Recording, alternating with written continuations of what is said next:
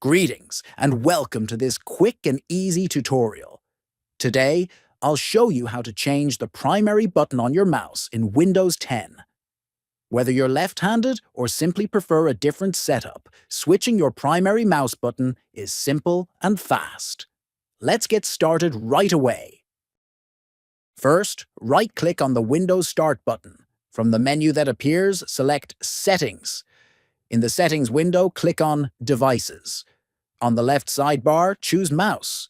Now, you'll see an option that says Select your primary button.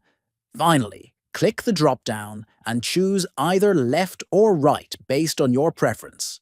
The change will apply immediately. No need to restart. That's all it takes to switch your mouse's primary button in Windows 10.